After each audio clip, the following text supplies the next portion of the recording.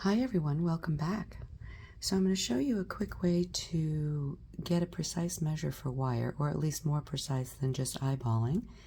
And I'm going to show you how to basically take a measure around your rock with paper and scissors.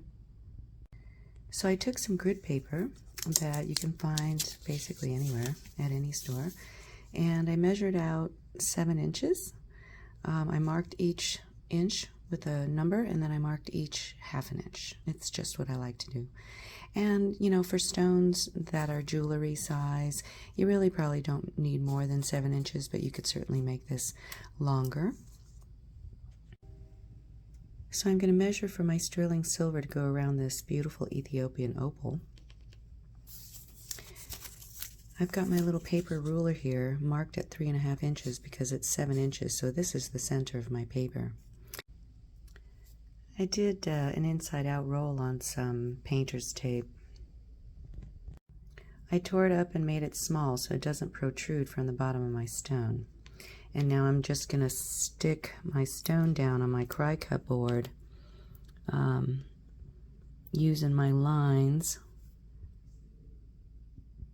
to get fairly centered. And this way my stone is in place and I don't have to worry about it moving around while I try to measure. Using the mark on the cry cut board, I aligned the center of my paper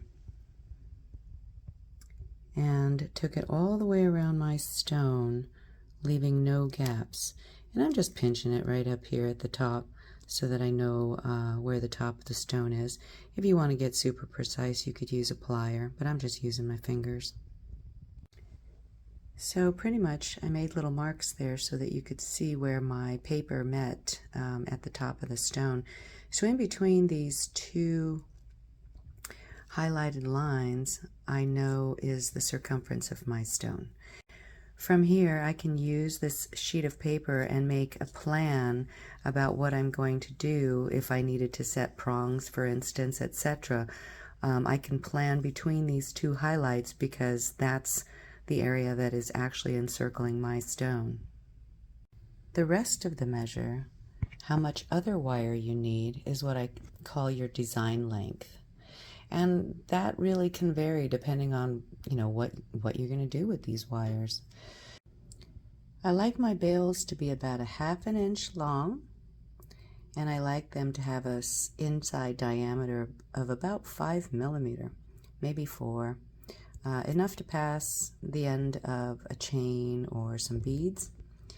So I measure out about ½ an inch, actually just a little bit more than ½ an inch on both sides. The rest of the length beyond the bale depends on how curly or not your personal design is. So hopefully you can see how that works. I try to pinch this tight again here. I'll let you see that we're basically trying to mimic the wire before we cut it, with the paper. So anyway, that probably could have been a little bit tighter, but it gives me a pretty close estimate to the amount of wire that I'm going to need to capture this stone, create the bale, and then create design. I hope you have enjoyed this rock, paper, scissors method.